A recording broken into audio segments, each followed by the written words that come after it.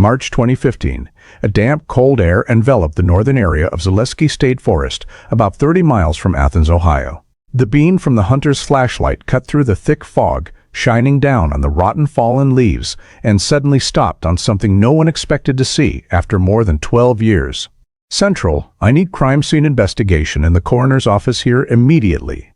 His voice echoed through the silent forest, as if awakening a secret that Athens had tried to forget since 2003. What began as a late-season hunting trip had now become something entirely different, something that could finally answer the question haunting the entire town for over a decade. Human bone fragments lay scattered beneath the damp soil, and next to them was a twisted gray telephone cord, the same type that had mysteriously disappeared from Emily Harper's apartment on the night she vanished. The Civic abandoned in Stroud's Run.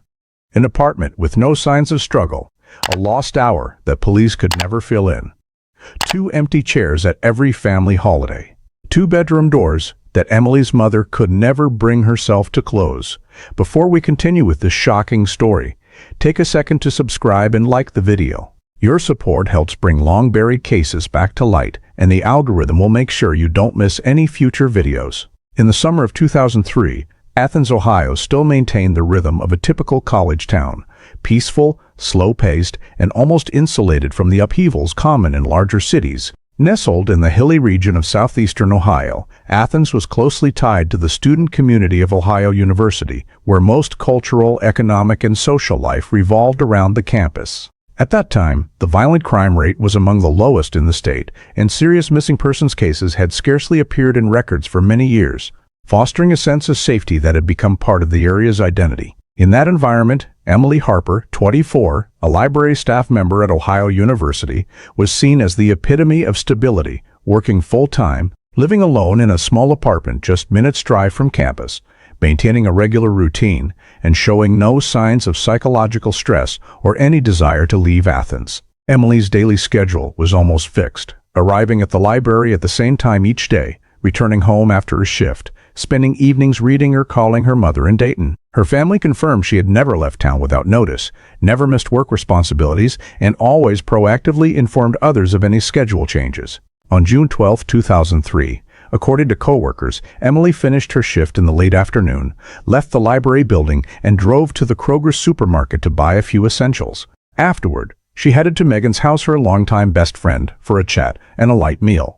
The two spent about an hour together, and at 7:30 p.m., Emily left Megan's house to return to her apartment. This was the last confirmed sighting of Emily, with no observed signs of stress, anxiety, or anything unusual. The next morning, the library reported that Emily had not shown up for work and could not be reached. Her phone went unanswered, emails went without response, an occurrence completely out of character for her disciplined habits. Coworkers immediately contacted Emily's mother in Dayton, prompting her to drive more than an hour and a half to Athens to check on the situation. Upon arrival, she found Emily's apartment locked from the outside, with no signs of forced entry or disturbance, but completely empty inside. Emily's car was also not parked in its usual spot in the apartment complex lot, a notable anomaly for the family, since Emily rarely left Athens without her own vehicle. After attempting calls, searching the area, and checking with neighbors without any information about her daughter, Emily's mother quickly realized the seriousness of the matter. Every trace of Emily's normal routine had stopped at 7:30 p.m. the previous evening.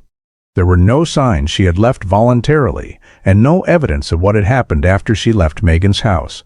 By midday, after determining they could not search further on their own, the family officially contacted the Athens Police Department and reported Emily Harper missing. The Athens Police Department received the missing person report for Emily Harper in the early afternoon, after her mother had already checked the apartment but obtained no information to determine her daughter's current whereabouts. After recording initial details from the family, the adult missing persons desk officer followed standard verification procedures, checking residency records, basic medical history, prior instances of leaving home, factors related to mental health, and potential self-harm risk. Data from family and relatives showed Emily had no signs of depression, no psychological diagnoses, no financial difficulties or family conflicts, and had never left without notification. This was noted as an unusual factor, but not yet sufficient to escalate the alert level. The first response unit approached Emily's apartment to conduct a welfare check per protocol, observing the exterior for signs of forced entry, break-ins, or stranger-related anomalies. assessing the condition of the front door, windows, and surrounding access points. Inside, officers noted the apartment was tidy with no items disturbed and no signs of a struggle or accident. Everyday personal items such as her wallet, work clothes, and books remained in their usual places. However, her cell phone was not in the home, consistent with the mother's information that Emily typically carried it when leaving. Since there were no clear signs of crime and insufficient grounds to establish immediate life-threatening danger, police did not collect evidence at this stage. The welfare check report concluded the apartment showed no indications of violence or forced entry, and Emily's absence could not yet be classified as an endangered missing adult case per standards. Based on initial statements from the mother and Megan, police established a preliminary timeline to outline the period requiring investigation: Emily's shift-end time, Kroger camera sighting, arrival and departure from Megan's house, and last known phone contacts. This timeline served as the foundation for identifying the window of disappearance and gathering data from relevant individuals. From the collected information, police compiled a last known contacts list, including people who had seen or interacted with Emily in the 24 hours before she vanished: her mother Megan, coworkers from her last shift, Kroger staff she directly interacted with, and a few recent acquaintances. Each name was prioritized for follow-up based on recency of contact and relevance to the preliminary timeline. Once initial intake was complete, Athens PD moved the case to extended verification while still classifying it as adult missing due to no identified risk factors or crime scene indicators during the first check. However, Emily's disappearance had now exceeded 24 hours, combined with family analysis showing her deviation from routine was completely out of character, forcing police to reassess the severity. From this point, the Athens Police Department decided to dispatch the forensic unit back to the apartment for an in-depth survey from a forensic perspective, aiming to detect anomalies the initial welfare check could not identify. The CSI team cordoned off the exterior hallway area, following standard procedures to prevent cross-contamination before beginning a survey. Starting in the living room, they documented the floor and carpet condition, noting the absence of the kitchen rug that Emily's mother confirmed was always placed near the food per pet area. In this space, there were no signs of breakage or impact, but the complete disappearance of the rug was deemed unusual, as it did not align with daily habits and could not be explained by hasty departure. Moving to the kitchen area, the team closely examined countertops, floors, and contact surfaces, collecting dust and small fiber samples for analysis. No spills of liquid or food were found, indicating no meal preparation activity on the night Emily vanished. In the bedroom, the survey noted the bed was neatly made, items undisturbed. Closet showed no signs of rummaging, but near the entryway appeared a strange shoe print on the floor, noticeably larger than Emily's shoe size. The print was not highly defined, but clear enough to identify it as a hard-soled shoe with deep treads, not matching any footwear Emily's mother said her daughter owned. This was considered the second indicator that someone else may have been in the apartment around the time of Emily's disappearance.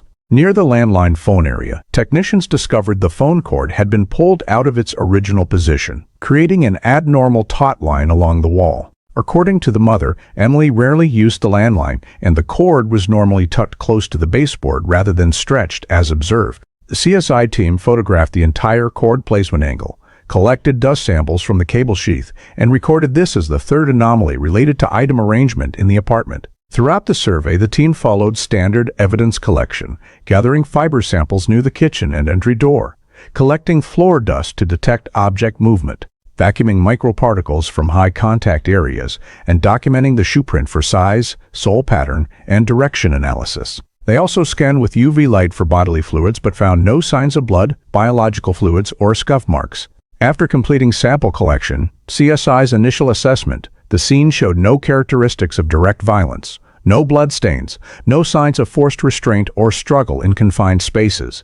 However, the missing kitchen rug, displaced phone cord, and oversized shoe print created a set of details inconsistent with Emily's normal habits. These anomalies were insufficient to confirm a specific criminal act, but enough to conclude the apartment had undergone intervention from a factor distinct from the occupant's usual activity, meaning Emily's home could no longer be considered purely a voluntary departure scene. After completing the apartment scene survey and noting the initial anomalies, the Athens Police Department shifted focus to establishing an official timeline to clearly define the period when Emily Harper was lost. The investigation team began by retrieving all Kroger camera footage, where Emily was reported to have stopped on the afternoon of June 12, 2003. Store surveillance cameras captured her at the checkout counter in the late afternoon.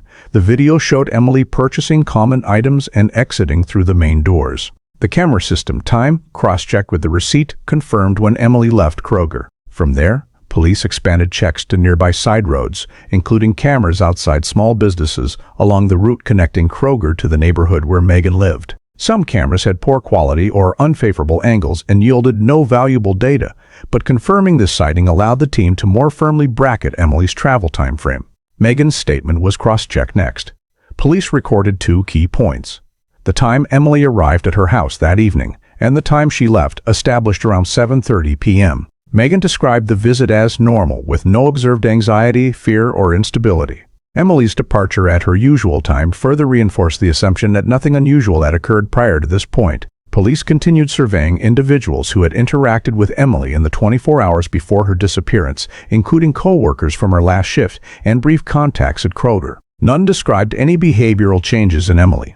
This data helped confirm that events leading to her vanishing must have occurred within an extremely narrow window immediately after leaving Megan's house. Based on gathered information, the team accessed cell tower data to supplement the timeline. 2003 location technology did not allow precise phone positioning, but towers in the Athens area could still provide coverage zones where Emily's phone connected before losing signal. Carrier records showed her phone remained active for a period right after leaving Megan's house, with a connection to a tower in southeastern Athens. Though only regional, this data helped identify the broad area where the device was still functioning and ruled out certain routes she might have taken afterward. The period from 7:30 p.m. to approximately 8:30 p.m. was identified as the lost hour, the phase when Emily left a verified point but had not appeared on any other cameras, while her phone remained connected but showed no significant communication activity. This 1-hour window became the central focus of all efforts to reconstruct events, as every possibility related to Emily's disappearance had to fit within it after leaving Megan's house. The investigation team created a chronological event chart: leaving the library, arriving at Kroger, leaving Kroger, arriving at Megan's, you leaving Megan's, last tower connection, signal loss. This chart served as the framework for analyzing movement patterns, helping police narrow the search area, evaluate whether Emily left Athens voluntarily or encountered an incident en route home. With the official timeline established, the team prepared the next step: analyzing plausible routes, identifying points where Emily might have interacted with another person or factor leading to her disappearance, and cross-referencing with scene evidence and other data sources. With the official timeline clearly defining when Emily left Megan's house and completely vanished, the Athens Police Department shifted to large-scale field searches, focusing on the area within a 5 to 10 mile radius of Emily's apartment. A grid search map was created, dividing the region into small cells based on Athens' terrain and surrounding areas, including sparse urban zones and hilly forested regions. Each search team was assigned specific grid cells to ensure no area was overlooked due to complex terrain or limited access. In parallel with ground searches, K-9 units were deployed to determine the most likely direction Emily traveled after her last confirmed point. 2 K-9 teams began by collecting scent samples from items in the apartment, then had the dogs track from the apartment complex entrance and along primary routes Emily typically used. Both K-9s consistently alerted toward the eastern part of the city, where multiple roads led into the forested areas of Stroud's Run State Park. This result allowed the team to narrow the search focus, concentrating resources on trails, parking lots, and transition zones between urban and forest areas. Following this lead, ground teams surveyed main roads into Stroud's Run, including bike trails, parking access points, and rarely used entry-exit areas. Residents near the forest were questioned about unusual activity on the night Emily vanished, but at this stage, no one provided specific information. As teams pushed deeper into the forest area, a major discovery emerged at parking lot number 3, near the entrance to one of the park's longer trails. Emily's Honda Civic was parked undisturbed in a secluded spot behind a line of trees. The car was locked, showed no signs of collision or forced entry, and no items were visible from outside. The search team leader immediately reported to command and requested the area be secured. Locating the vehicle instantly elevated the search priority, as this was the first physical evidence directly tied to Emily's movements on the night she disappeared. The surrounding parking area was cordoned off, patrol officers stationed to control access and protect the scene from unintended intrusion. The investigation team established a wide containment zone around the car, dividing it into concentric radius layers for layered collection, the parking spot itself, access roads to the vehicle, nearby trails, and low-traffic intersection points. The forensic unit was requested on-site as quickly as possible to prepare for vehicle examination and surrounding area survey, but before their arrival, on-scene personnel documented initial observations, the car's position in the lot, its facing direction, distance to the trail, and surrounding ground conditions. At the time of discovery, no visual signs indicated violence had occurred in the parking lot itself, but the Civic's presence in a location far from residential areas, without evidence of further movement, raised critical questions. Had Emily driven here herself, or had someone else brought the car? Did she leave the vehicle and proceed into the forest along a trail, or was there external intervention?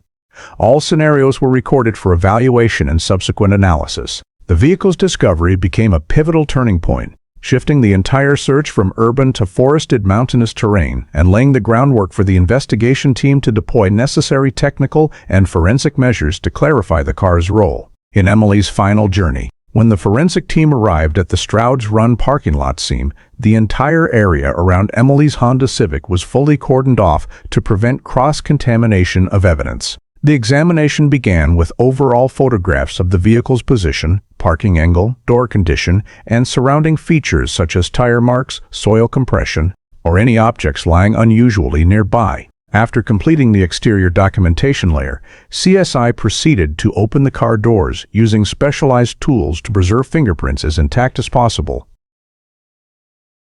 As soon as the doors were opened, the interior odor was noted as normal, with no signs of chemicals, smoke, or long-term residual body odor. The interior inspection started at the driver's seat.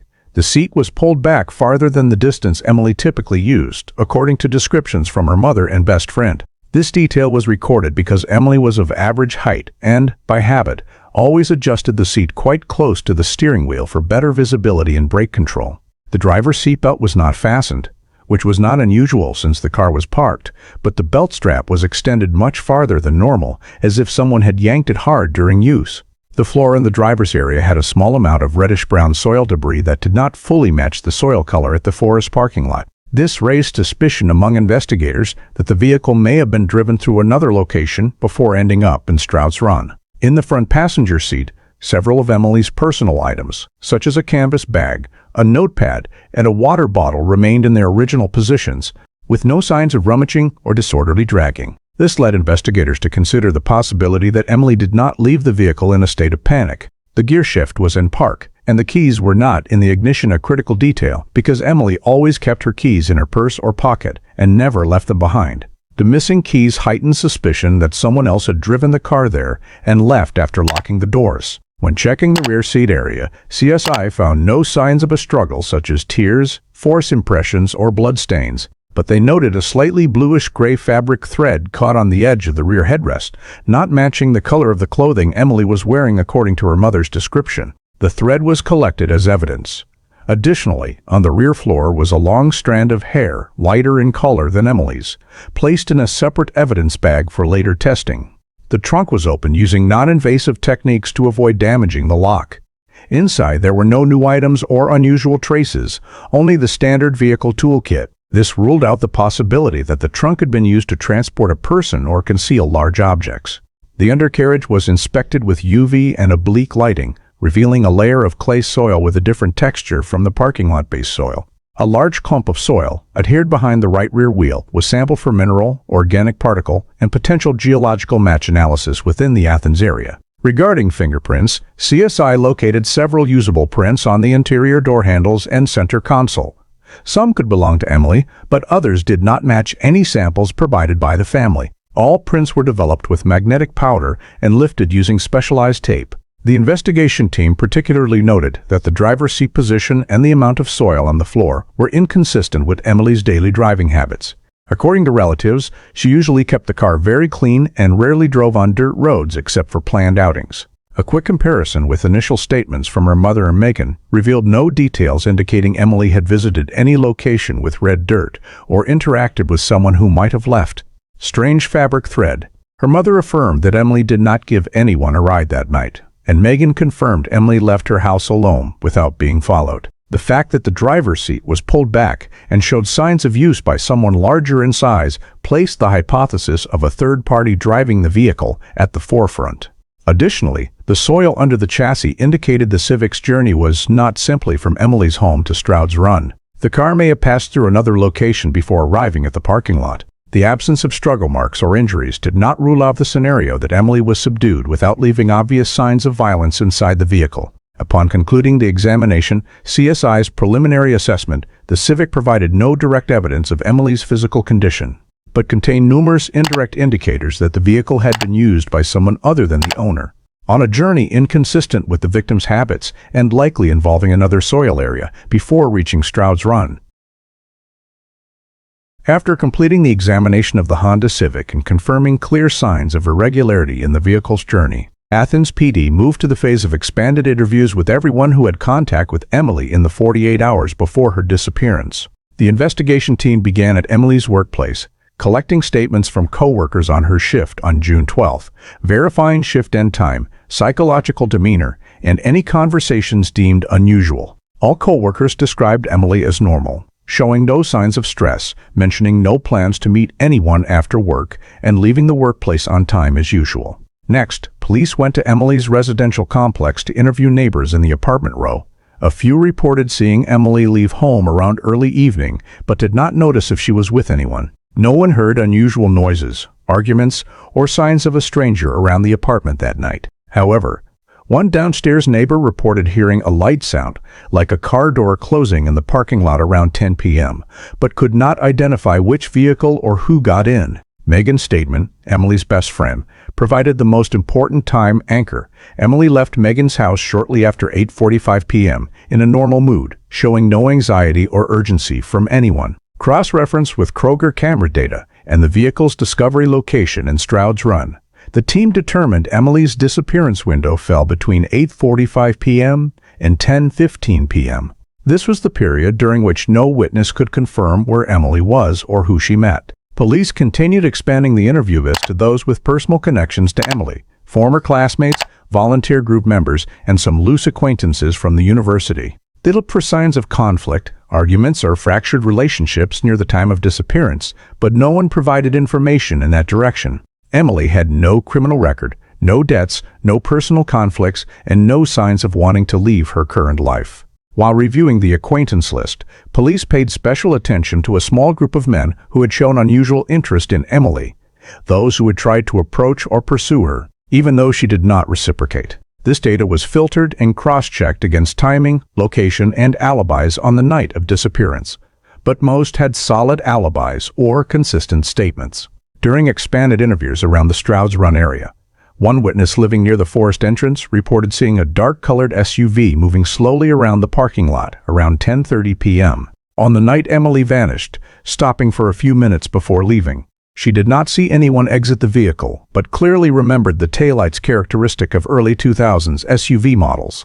This detail was recorded because Emily's Honda Civic was confirmed to be in the lot the next morning, and the SUV's appearance time could align with when the car was brought there. The investigation team compiled a list of dark-colored SUV owners within a 15-mile radius of Athens, including those who knew Emily or lived near routes she commonly used. One matching name was Daniel Riker, 32, an Athens resident who worked part-time in an auto garage and had previously had casual social acquaintance with Emily through mutual friends. Though not close, Daniel had attended a few events Emily was at and briefly pursued her, but was rejected. Police noted Daniel had a minor history of workplace conflicts, had been reported for hot-tempered behavior, and owned a black 2001 Ford Explorer SUV matching the witness description. When interviewed, Daniel claimed he was home alone that night and could not provide solid proof of alibi. He stated he had no reason to be involved with Emily, but his inconsistent and unstable responses regarding timing led police to place him on the watch list.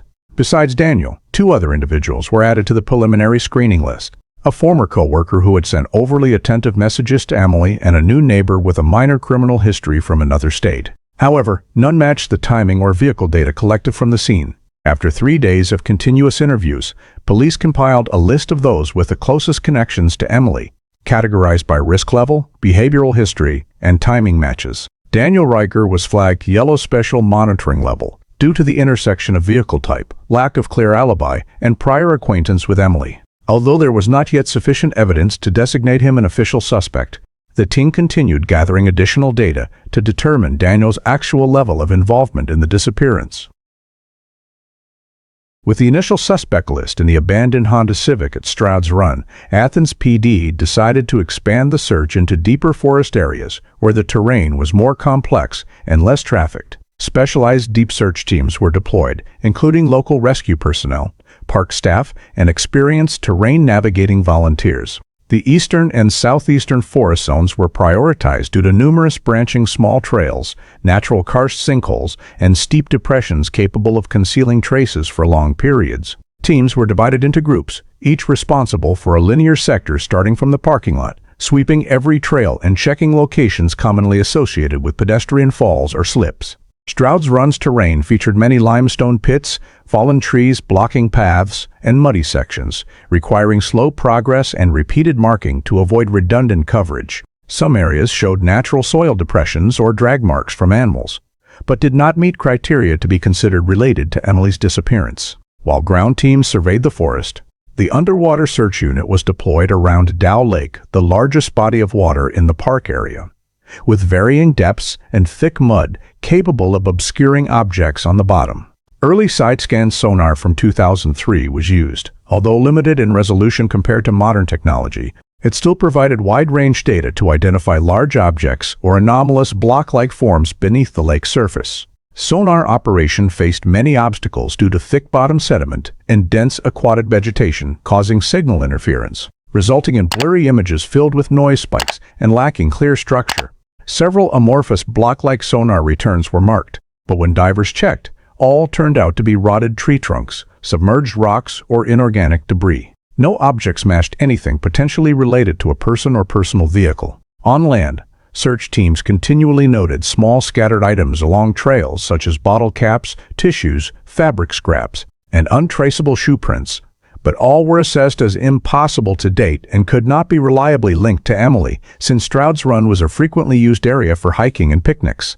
The sheer volume of random items made tracing low value for investigation. One search group found a short length of nylon cord discarded in brush about a quarter mile from the parking lot, but this cord type did not match any found in Emily's car and showed no signs of recent use near the disappearance time. At the same time, several deep compressed shoe prints in damp soil were documented, but sizes were inconsistent and shapes not clear enough for comparative analysis.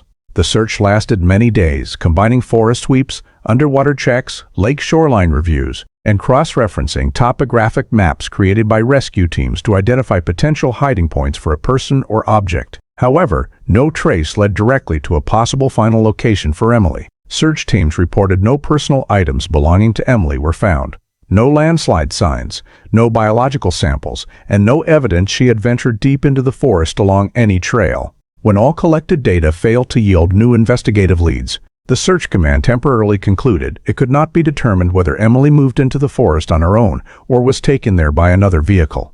The complete absence of traces across the vast Stroud's Run area left the search at an impasse.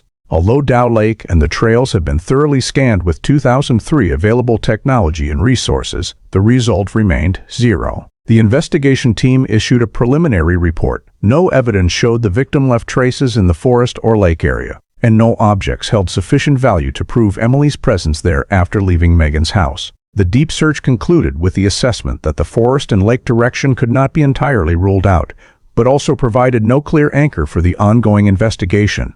After the Stroud's Run and Dow Lake search yielded no direct leads, Athens PD shifted focus to phone data analysis, one of the few remaining information sources capable of providing traces of Emily's movement or interactions before her disappearance. However, 2003 mobile data analysis was heavily limited by the era's technology. Cell phones primarily used early GSM/CDMA networks without built-in GPS. Towers recorded connections, but only provided coverage radius, not precise location or direction of travel. Investigators began by collecting Emily's full call and text logs for the 72 hours before disappearance. Results showed her contact history was quite simple. No sudden strange calls, no repeated unknown numbers, and no threatening or unusual messages. Primary contacts revolved around her mother, Megan, and a few co-workers consistent with the daily habits described by family. Investigators expanded to tower ping data for Emily's phone, noting the times the device connected to the nearest tower. On the night of disappearance, Emily's phone connected to a tower in eastern Athens around after 9:10 p.m., matching the direction of Stroud's Run, but not proving she actually reached the forest, since tower coverage radius could extend 3 to 5 miles. After that, no further connections occurred past 9:27 p.m., leaving police unable to determine whether the phone was turned off, ran out of battery, or was deliberately disabled. Investigators considered the possibility the phone moved with the vehicle, but since the signal cut off too early compared to when the witness saw the SUV at the parking lot, this data added nothing to the analysis direction. In parallel, police collected phone logs from the last point of contact group, including Megan, 2 shift co-workers, and especially Daniel Riker, who remained on the watch list due to lack of clear alibi. Daniel's call history on the night Emily vanished showed no calls made to or received from Emily or her known contacts. Daniel's phone pinged a southern Athens tower from 8:30 p.m. to 11 p.m., but this tower covered a broad area including his residential neighborhood, an abandoned industrial zone, and part of the outlying roads. When questioned, Daniel claimed he was home all evening, and although lacking a confirming witness, the tower data did not contradict his statement. Police continued cross-checking other acquaintances' timings, but found no one with unusual call history or coverage area connections during Emily's disappearance window. Some acquaintances living near Stroud's Run were checked, but their phone logs fully aligned with normal daily activity, with no unusual gaps or pings in strange locations. The team also examined the possibility Emily contacted unlisted numbers, but unnamed calls were all advertising or service numbers. No unknown numbers called her after 8:05 p.m., and none were called back by her. Cross-analysis of all POI phone logs with Emily's showed no suspicious intersections in timing or tower coverage areas. No abnormal synchronization existed between Emily's device and any suspects, including Daniel's. This made it difficult for police to bolster any hypothesis involving Emily meeting someone or being lured by a hidden contact. The lack of GPS data, detailed text metadata, and cell sector-level location extraction left the investigation entirely dependent on vague tower radius coverage, creating significant ambiguity. Analysts attempted to estimate plausible travel routes based on the final ping time, but the margin of error was too large to determine whether Emily entered the forest, followed main roads, or was taken to an entirely different location outside the searched area. After many days of analysis, the investigation team concluded that phone data, though important, provided no breakthrough value. No evidence pointed to contact between Emily and any suspicious individual. No signs of concealed interactions via phone. No strong positioning signals to expand search directions or narrow survey areas. 2003 technology limited mobile data exploitation, leaving the phone-based investigative avenue temporarily deadlocked. To compensate for the lack of breakthrough from phone data, Athens PD expanded the investigation into community information channels, deploying teams to door-knock every household along routes leading into Stroud's Run and areas considered potentially related to Emily's final journey. Because many homes near the forest were spaced far apart, with some deep on dirt roads, access took considerable time, but police still attempted direct contact to gather even the smallest observations. Many residents reported seeing a dark vehicle pass through the forest area on the night Emily vanished. Most described it as an SUV or pickup, but no one clearly saw license plates, specific make, or driver. Some informal witnesses mentioned seeing a man standing near the roadside at the forest edge around 10 p.m. However, descriptions were too vague, limited to tall man, dark clothing, and unverifiable accuracy. A few households reported hearing strange noises that night, such as a car door slamming hard or something falling to the ground, but no one could confirm specific timing, and no sound was directly linked to a clear incident. Since 2003, the area had no traffic cameras, no community security cameras, and no widespread private surveillance like in larger urban regions, so community statements could not be corroborated with imagery. Cross-referencing residential maps showed the forest perimeter was sparsely populated, with many homes having limited road views due to dense trees, making the likelihood of an eyewitness seeing events clearly very low. Additionally, many accounts were influenced by time-lapse, hazy memory, or personal speculation based on rumors about the disappearance, reducing reliability. Police continued documenting all information, but, after screening, most were discarded due to lack of accompanying physical data. No witness definitively saw Emily, no witness saw anyone with her, and no information confirmed the timing of the Civic's arrival at the parking lot. Lists of DART vehicle sightings were cross-checked against SUV registrations in the area, but yielded too many generic matches to narrow down. Information about the man by the roadside was not specific enough for inclusion in suspect files.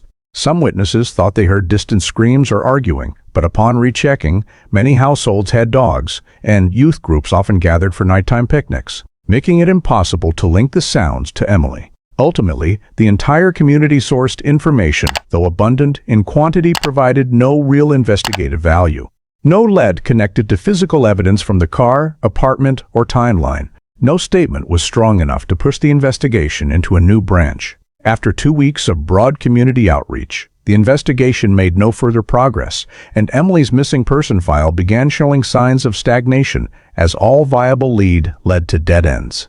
After more than 3 years since Emily Harper's disappearance, every active investigative direction had been exhausted to its limit without producing any significant progress. No body, no biological traces meeting analysis standards, no usable DNA from the car or apartment, no direct eyewitness seeing Emily after the last confirmed time, and no piece of evidence strong enough to reorient the entire sequence of events. The abandoned Honda Civic in the forest remained a most important physical trace, but contained no information leading to a perpetrator or verifiable location. The suspect list had been narrowed multiple times, but none had sufficient evidence to upgrade to official suspect status. 2003-era phone data analysis could not pinpoint actual location, cross-reference interactions, or reconstruct Emily's path during the lost hour. Searches in the forest, lake, and roadside areas yielded no biological signs or related objects, not even clues indicating the victim had ever set foot in the area after the car appeared. All results remained at the hypothesis level without converting into solid legal grounds or firm investigative directions. By mid-2006, Athens PD compiled the full case file, over 120 interviews, hundreds of pages of scene reports, vehicle analysis, tower data, timeline charts, and all conclusions pointed to the same point: complete lack of traces proving whether Emily was alive or dead, lack of physical evidence proving third-party intervention, and lack of any factor strong enough to classify the case as homicide, abduction, or voluntary disappearance. When no further field investigative measures could be deployed, the case officially entered stalled status. The agency was forced to downgrade handling level. In August 2006, Emily Harper's file was closed as inactive, unsolved missing person and transferred to the Ohio Bureau of Criminal Investigation Cold Case Unit. There, the file was retained in the category of missing persons cases without confirmed violence indicators, insufficient for escalation to criminal case status but unable to be fully closed due to unexcluded foul play. This transfer marked the end of the active investigation phase. From this point, the case would only be reopened if new witnesses, new evidence, or an unexpected discovery emerged capable of reactivating the entire process. Emily Harper's file entered cold case status silent, unclassified, and unresolved. From 2006 to 2014, Emily Harper's file remained in dormant case status within the Ohio BCI system, meaning no active investigation was ongoing, but it stayed in the category of cases subject to periodic review. Every 1 to 2 years, a BCI cold case unit investigator was assigned to re-examine the entire file, reassess collected evidence, and cross-reference it with contemporary forensic technology capabilities. However, over those 12 years, no review produced a breakthrough. Samples from Emily's apartment, the strange fiber, surface dust, several faint shoe prints, and organic microparticles from the car floor were all reanalyzed, but forensic technology during this period, especially before 2010, lacked the sensitivity to extract trace DNA or touch DNA from surfaces with low biological material. The lighter-colored hair strand recovered from a car also lacked a root, meaning nuclear DNA analysis was impossible. Mineral analysis of the soil, adhered under the car chassis, yielded no valuable geographic comparison results. Soil in Athens and surrounding forests had relatively similar mineral compositions, preventing confirmation that the Civic had stopped elsewhere. During periodic reviews, BCI also reevaluated witness statements and the suspect list, but no one exhibited new behavior. No one was arrested for unrelated crimes that could retroactively link back to the case, and no one came forward with additional information. Daniel Riker, the individual previously flagged for monitoring, did not leave the state, had no new criminal record, and showed no changes in factors that would elevate him as a stronger potential suspect. Community tips were rechecked but led to the same dead ends as before. Vague descriptions of a dark SUV, nighttime noises, or the silhouette of a man by the roadside, all unverifiable and unable to support reconstruction of Emily's final movements. Meanwhile, forensic technological advances from 2006 to 2014 primarily focused on traditional DNA testing and had not yet reached the level needed to process ultra-low volume samples or trace evidence. Ohio State labs lacked ultra-high-resolution capability to detect touch DNA on weather-exposed evidence, and items recovered from the Civic had already been exposed to natural elements for over 24 hours upon discovery, resulting in significant biological degradation. Cell phone data analysis technology also failed to advance enough to recover or accurately reconstruct a 2003 device's path. All further extraction efforts returned the same old results. Only a few vague tower pings with no real movement localization. In annual review reports, cold case investigators consistently recorded the same conclusion. No new evidence, no new witnesses, no technology capable of expanding the value of old samples. No factor met the criteria to reactivate the investigation. Emily Harper's file continued to sit in cold case storage, updated only with administrative notes rather than new leads. From 2006 to 2014, the case remained stalled at the impasse, constrained by the absence of physical evidence and the limitations of forensic technology, leaving the search for Emily's whereabouts seemingly forever suspended in an unresolved void. In March 2015, after 12 years of Emily Harper's file lying dormant in cold case storage, a local hunter crossing the northern area of Zaleski State Forest, about 30 miles from Athens, accidentally discovered a skull-like bone structure partially exposed on the ground. Beside it, a few scraps of rotted fabric and a discolored telephone cord. The man immediately reported it to the Vinton County Sheriff's Office, and within hours the scene was cordoned off. Ohio BCI dispatched a CSI team to survey because the forest's complex terrain, dense vegetation, and history of animals dragging objects often altered natural scenes. As the CSI team expanded a 20-meter radius around the skull discovery point, they found additional scattered bone fragments, 2 leg bones, a portion of pelvis, and several vertebrae. All showed signs of prolonged natural decomposition due to time and mountainous forest conditions. Nearby, a heavily torn piece of jeans fabric was caught under tree roots, and a soft pale green fabric strip resembling carpet padding lay rolled up in a decayed state. Most notably, a twisted telephone cord segment about 70 centimeters long, yellowish-white in color, lay right beside the pelvic area, a detail immediately noted in the log because it was inconsistent with natural occurrence and could have been used as a binding implement. CSI documented the entire scene with photographs, rough laser scans, and marked the position of each bone sample before collection. The degree of skeletal decomposition, including thinning of bone surfaces, skull fracturing, and vertebral separation, allowed forensic experts to make a preliminary estimate. Time of death was most likely more than 10 years earlier, consistent with the 2003 timeframe. The humid climate, deep freeze cycles in Ohio, and animal interference in the forest accelerated decomposition and bone displacement, leaving the scene no longer intact. But certain elements, like remaining fabric scraps in the telephone cord's position, indicated the victim did not die from natural causes. When cross-referenced against the list of long-term missing persons whose remains had never been found within a 50-mile radius, investigators identified the strongest match, Emily Harper, missing June 2003 with no traces ever located after her car was found at Stroud's Run. Notably, Emily's 2003 apartment file recorded a displaced telephone cord and a missing kitchen rug eerily matching the Zaleski scene evidence. Although direct conclusion was not yet possible, the convergence of factors prompted the cold case team to immediately request dental record comparison. Jawbone samples were sent to BCI's forensic lab in London, Ohio, where experts compared tooth structure, eruption angles, and prior fillings. 3 days later, the conclusion was issued. The dental structure fully matched Emily Harper's records held by her Athens dentist. Identity confirmation was established. Official notification to Athens PD and Emily's family sent shockwaves through the community that had long believed the case would remain forever unsolved.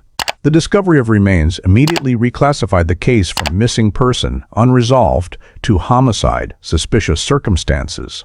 Ohio BCI took over the file and ordered a full reopening of all original 2003 investigative documents. The rug fiber, telephone cord, and Zaleski body location became the three pivotal elements, forcing investigators to re-examine evidence previously deemed forensically insufficient more than a decade earlier.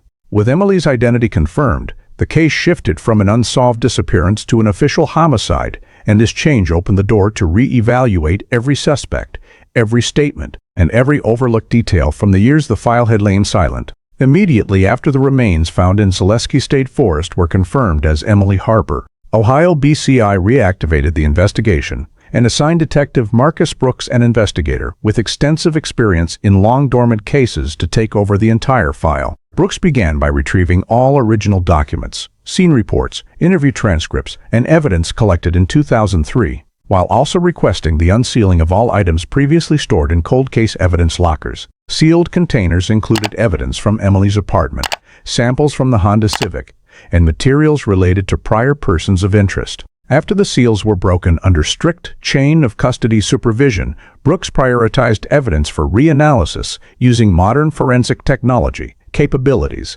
unavailable 12 years earlier. First was the telephone cord segment recovered of the Zaleski scene, whose color and length closely matched the twisted cord collected from Emily's apartment in 2003. Brooks requested analysis of polymer structure, oxidation levels, wear patterns, and the presence of any residual trace DNA or epithelial cells. Next was the fiber recovered from the Honda Civic, previously assessed as unknown origin, but now needing comparison with the decayed rug fragment from the forest to check for matching material, weave pattern, or edge cut. Then came the soil sample adhered under the car chassis, too difficult to differentiate with 2003 techniques, but now amenable to detailed mineralogical analysis, isotope comparison, and matching against soil collected at Zaleski to determine whether the car had been present in that area around the time of Emily's disappearance. Additionally, Brooks requested reprocessing of the faint shoe print from Emily's apartment, though very unclear, using footprint reconstruction software and multispectrum lighting technology to determine compression depth and compare against modern databases. While the Forensic Division conducted reanalysis, Brooks revisited all 2003 statements, a method many cold case investigators used to uncover previously missed inconsistencies. He categorized statements into groups: Emily's friends and co-workers, neighbors, witnesses near Stroud's Run, and especially the previously screened POIs.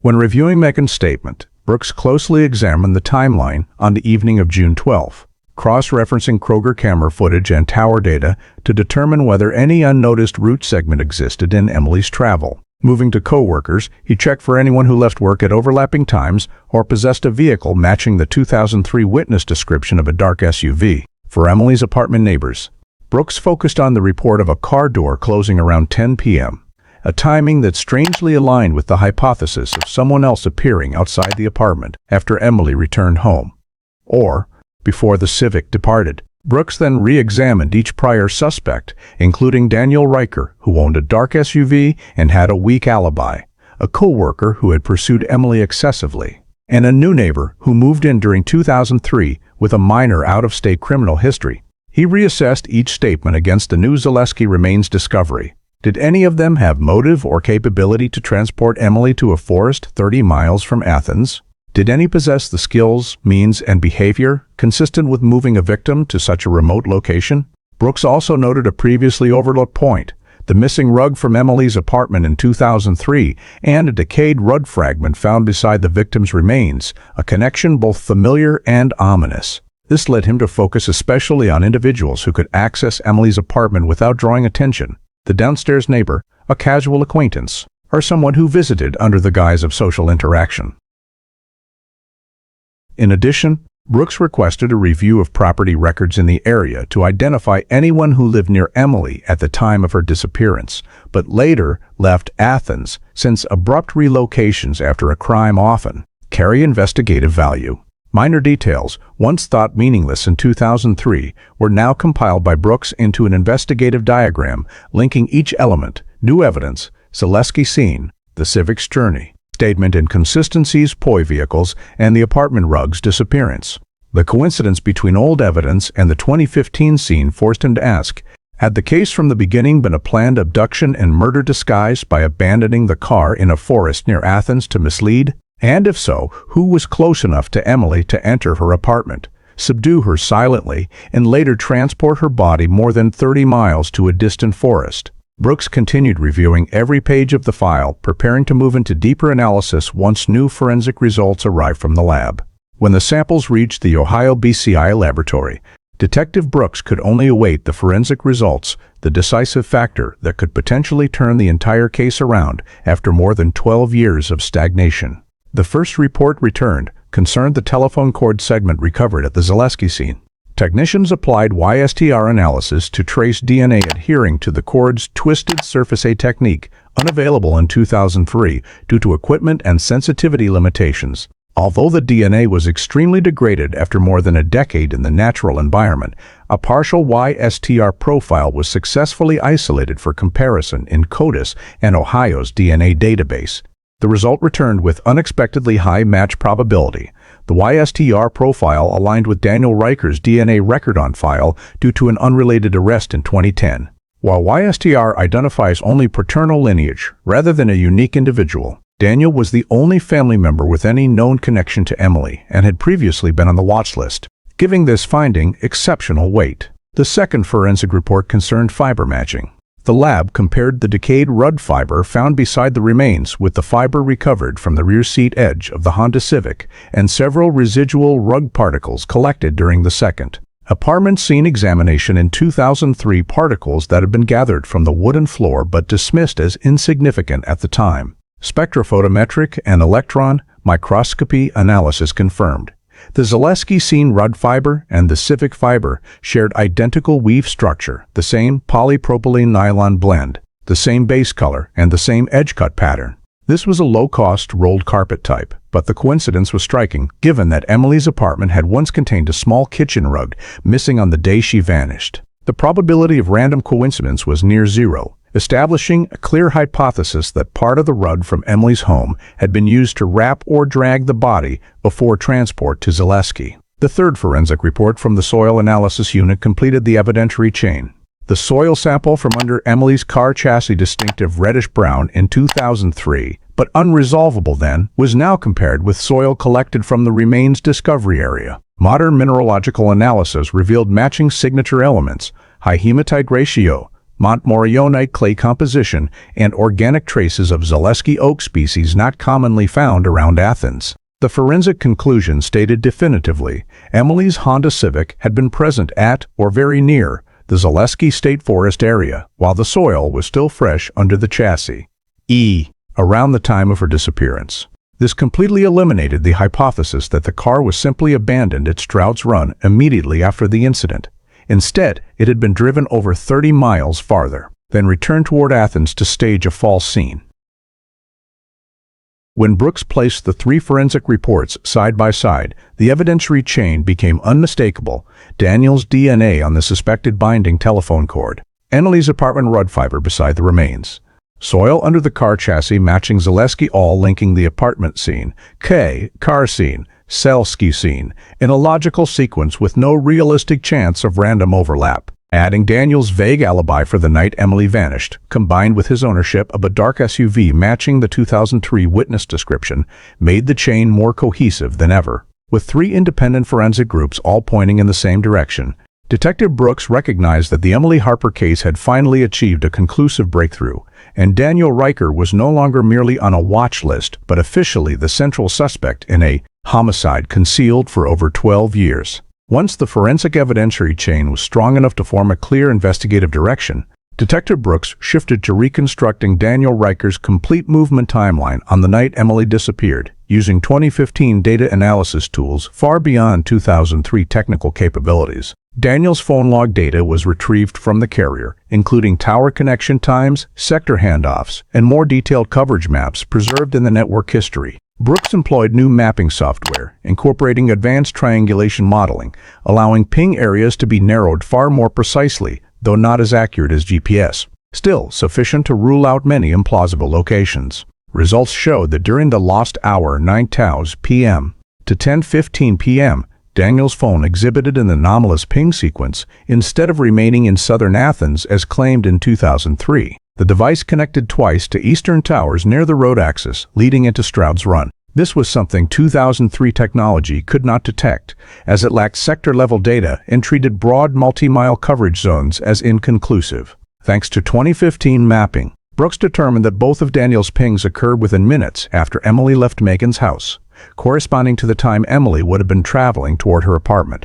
No direct evidence showed the two met on the road, but the timing and location overlap created a structurally significant suspicion. When analyzing call logs, investigators noted Daniel made no calls during the suspected travel window, a pattern consistent with someone driving into a forested area with weak signal and poor conditions for communication. In contrast, Emily's phone stopped pinging at 9:27 p.m., precisely when Daniel's ping shifted from an eastern tower to Ward 1 near the Stroud's Run edge, a temporal coincidence that led Brooks to question whether both devices were moving within a similar radius. This was insufficient to prove they were at the same location, but strong enough to dismantle Daniel's claim that he was home all evening. The suspicion grew clearer when Brooks compared plausible routes from Emily's apartment to Stroud's Run, then from Stroud's Run to Zaleski State Forest. Daniel's ping data did not perfectly align with the route to Zaleski, understandable, since the body was transported there hours after Emily's death, but his initial ping showed him leaving the Athens residential area and heading east, exactly during the window when Emily vanished from all contact. Timeline reconstruction software allowed Brooks to model distances, travel times, and speeds among the 3 points: Emily's home, Stroud's Run, and Zaleski. In the model, someone driving an SUV could approach near Emily's apartment, subdue the victim, proceed to Stroud's Run to abandon the car and stage a false scene, then continue transporting the body to Zaleski, all within a feasible time frame when cross-referenced with both devices' ping timings. The newly reconstructed timeline also reinforced the forensic chain, Daniel's DNA on the telephone cord, suggesting direct contact. Emily's apartment rud fiber beside the remains, suggesting body transport from the home. Chassis soil matching Zaleski, suggesting the Civic's true journey. Daniel's phone pings near Stroud's Run during the lost hour, suggesting his presence at the car abandonment site. Emily's phone going dark in a similar area, suggesting the moment she lost communication capability. When these data layers were overlaid forensic, mapping, timeline, movement behavior, Brooks saw a clearer overall picture than at any point in the 12-year investigation. The 2015 technology reconstructed timeline not only refuted Daniel's old statement, but directly supported the now cohesive physical evidence chain. Daniel's appearance in the Stroud's Run tower coverage on the night Emily vanished became a critical link, bringing the entire file close to the threshold of transforming from suspicion into a formal criminal investigative conclusion. Based on the forensic evidence chain and the timeline reconstructed using 2015 technology, Detective Brooks submitted the case file to the prosecutor to obtain a search warrant for Daniel Riker's current residence in Cleveland, where he had moved in 2008. The warrant was approved by the court based on the YSTR DNA link to the telephone cord, the fiber match with the missing rug from Emily's apartment, the soil match under the Civic's chassis, and the movement timeline that contradicted Daniel's prior statements. When the BCI investigation team arrived in Cleveland, Daniel's apartment was secured and searched according to full protocol, overall video recording, marking priority areas, and collecting any items potentially related to the 2003 case. In the basement, which Daniel used as storage for old tools and equipment, investigators discovered a plastic bin containing numerous scraps of grayish-blue carpet remnants with a polypropylene nylon blend structure matching the fiber samples recovered from the Zaleski scene and from Emily's Honda Civic. Each carpet scrap was individually sealed, labeled, and immediately sent to the lab. In addition, several tools in the toolbox, including a flathead pry bar and needle nose pliers, showed signs of wear, scratches, and edge deformation. When the wear patterns were compared to the physical damage observed on the remaining portions of Emily's clothing, technicians determined the tearing pattern was consistent with tearing by leverage using a flat-headed tool. Although it could not be proven which specific tool was used in the crime, the similarities strengthened the likelihood that Daniel possessed implements consistent with the type of damage found. In the kitchen, investigators located a bottle of strong oxidizing cleaning solution, a product line with high hydrogen peroxide concentration, commonly used to remove blood and organic stains. The bottle label was old, with a manufacture date around 2009-2010, but what stood out was its storage location, hidden deep inside a cabinet under the sink, wrapped in 2 layers of plastic bags and not stored with regular cleaning supplies. While not conclusive evidence, the concealment behavior was noted in the report by Brooks because it aligned with patterns of individuals deliberately hiding items potentially linked to crime scene cleanup. During the search of the bedroom and living room, BCI found a box of old documents containing receipts from years earlier. A 2003 receipt from a home goods store near Athens listed the purchase of a roll of inexpensive carpet and a roll of white twisted telephone cord, 2 items that matched evidence appearing in the case. This receipt had never been mentioned in any of Daniel's prior statements. Investigators cross-referenced it against his 2003 statements, in which Daniel claimed he never bought cheap floor rugs and did not use twisted telephone cords at home, creating a major and glaring contradiction. Each piece of evidence was photographed, its location marked, collected, and sent for immediate analysis that same day. After completing the search, Brooks conducted a supplemental interview with Daniel, giving him the opportunity to explain the new inconsistencies. Daniel appeared flustered when the carpet purchase receipt was mentioned, saying he didn't remember because it was so long ago, but denied ever owning old telephone cord, despite the receipt clearly showing the purchase date. When pressed about the Athens store logo on the receipt, something he could not deny, Daniel shifted to evasion, claiming, "Someone might have borrowed my card to buy it." The contradictions continued to mount when Brooks questioned Daniel about his phone pinging near Stroud's Run during the lost hour. Daniel denied it, but could provide no explanation for why his phone appeared in the eastern Athens area.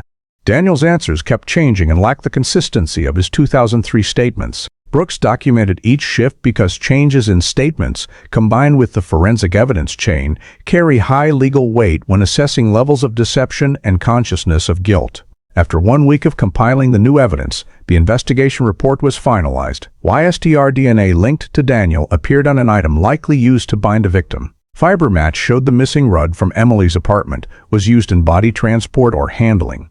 Soil match proved the Civic had been to Zaleski, completely contradicting the stage scene at Stroud's Run. Tools in Daniel's home were consistent with damage patterns on Emily's clothing, and Daniel's contradictory statements completely undermined the value of his alibi.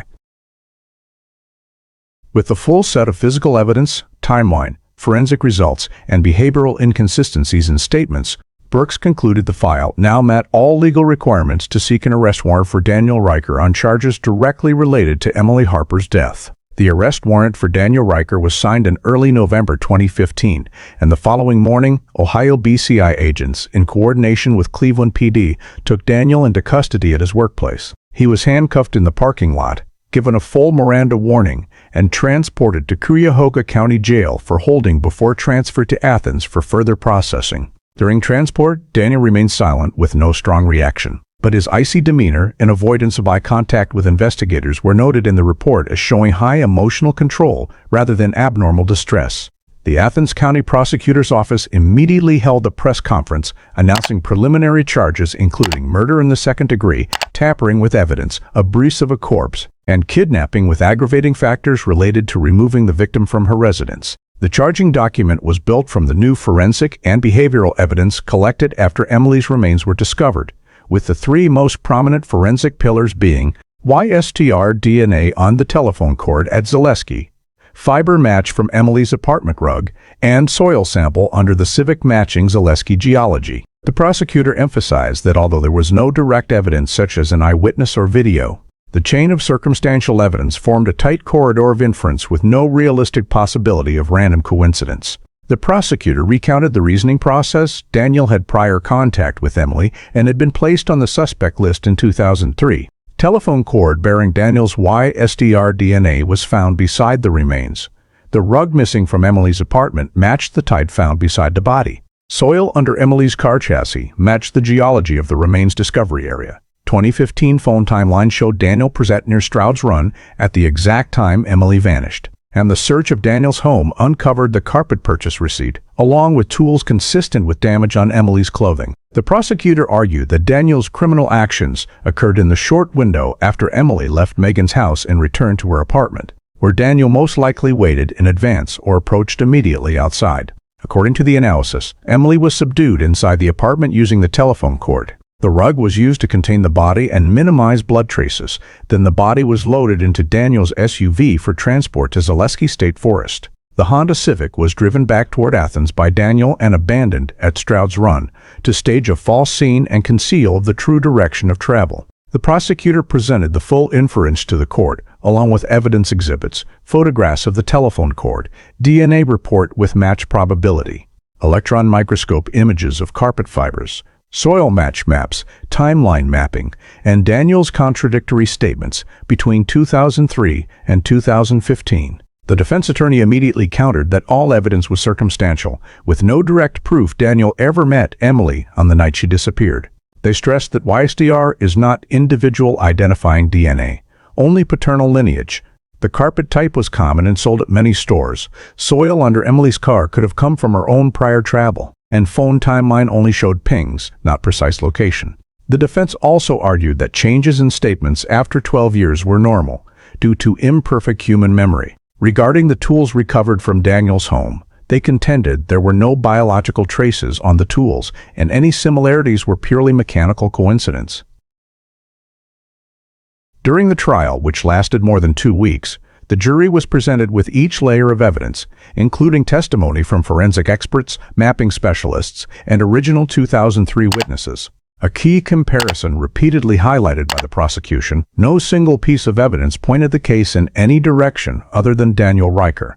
Conversely, all data collected over more than a decade converged on one single point. When Daniel took the stand at his own attorney's request, he denied all charges, but his answers were disjointed and evasive, particularly when questioned about the carpet receipt and the 2015 ping data contradictions. Many jurors noted this inconsistency as a factor affecting credibility assessment. At the deliberation stage, the prosecutor concluded that the case did not require direct evidence to meet the beyond a reasonable doubt threshold, because the strength of the circumstantial chain was overwhelmingly tight, leaving no reasonable alternative conclusion other than that Daniel caused Emily Harper's death. After 8 hours of deliberation, the jury returned to the courtroom and found Daniel Riker guilty of murder in the second degree. The courtroom fell completely silent as the verdict was read, marking the conclusion of a case that had stretched more than 12 years from the day Emily vanished. A case that could only be solved thanks to forensic advancements and the persistence of the cold case team. Daniel Riker was sentenced to 25 years to life and transferred to a high-security Ohio State Correctional Facility immediately after the trial. The sentence reflected the severity of the crime, while also accounting for the passage of time, more than 12 years during which the victim's family lived without answers. The sentencing closed the investigation into one of the longest and most haunting missing persons cases in Athens County history. A few days after the verdict, the Ohio Bureau of Criminal Investigation held an official press conference announcing that the Emily Harper case had been solved through a combination of forensic progress, reanalysis of evidence, and the persistence of the cold case team. The statement noted, without the discovery of the remains at Zaleski, much of the evidence previously downplayed in 2003 would never have been reconnected into a coherent chain. Forensic labs also emphasized that 2015 technology from YSTR analysis to soil and fiber reconstruction was the foundation that unlocked evidence once thought worthless. News of the conviction spread quickly through the Athens community and Ohio University, where Emily had worked. Shock rippled widely when the perpetrator turned out to be someone with casual social acquaintance to the victim, who had lived in the same area and gone unnoticed for years. Daniel's familiarity in the community amplified the sense of unease, reminding people that the offender is sometimes not a stranger, but someone who once appeared in the most familiar places. Many Athens residents share that the case changed how they viewed the safety of their once peaceful town, especially since Emily's Civic had been found at Stroud's Run, a place locals always considered incapable of harboring crime. The event prompted the community to reevaluate personal safety measures, from walking alone in wooded areas to exercising greater caution with casual acquaintances. Emily's family received the verdict with a mixture of relief and pain. They finally had answers after more than a decade of waiting, but learning exactly what happened to Emily opened another layer of grief, that her death was not an accident or an unexplained vanishing, but the result of deliberate violence from someone she had known. They thanked the BCI team and Athens PD for never giving up and established a small fund in Emily's name to support missing persons searches in the region. When the verdict became final, Detective Brooks completed case closure procedures at BCI. In his summary report, he detailed the progression from disappearance to homicide, highlighting key factors: persistence in evidence preservation, the role of modern forensic technology, and the importance of periodic cold case reviews. Emily Harper's file was moved to closed, solved, officially ending a 12-year case. Though the outcome could not undo the victim's tragedy, solving the case brought final answers to the family and the Athens community, while affirming that even cases seemingly buried by time can be resolved when justice finds its way back. The story of the Emily Harper case, a 2003 disappearance, solved only after more than 12 years, thanks to modern forensic technology, clearly reflects issues American society still faces today. The fragility of personal safety, the limitations of traditional investigative systems, and the importance of preserving evidence to await technological advances. In the story, details once dismissed as insufficient value, such as a small carpet fiber in the apartment or soil under the car chassis, ultimately became the keys to cracking the case once science progressed. The fact that the telephone cord bearing Daniel's YSTR DNA only became useful when microtrace analysis improved is a reminder that justice sometimes requires time and unwavering persistence from the investigative system. In modern life, where Americans increasingly rely on technology and assume cameras are everywhere, the Emily case reminds us that gaps still exist where crimes can hide, like the absence of cameras at Stroud's Run in 2003, or the severely limited cell tower data of that era. This underscores the importance of maintaining personal vigilance and understanding the limitations of one's environment, especially in suburban or rural areas where surveillance is not dense. At the same time, the story highlights the value of not overlooking small anomalies in daily life: a missing rug, a displaced telephone cord, or a driver's seat not adjusted to the owner's size. These seemingly unimportant details can sometimes salvage an entire investigation. The lesson for today is: pay attention to small changes in your surroundings, maintain regular contact with loved ones, and when something feels off, report it to authorities as soon as possible. In a vast society like the United States, where individuals can easily become isolated, caution and attentiveness are often the first and most effective layer of protection for one's own safety and that of those around them. Thank you for following the journey to justice for Emily Harper. If this story touched you, don't forget to subscribe to continue joining us as we uncover cases solved after years of silence. See you in the next video, where we keep searching for the truth behind mysteries that once seemed unsolvable.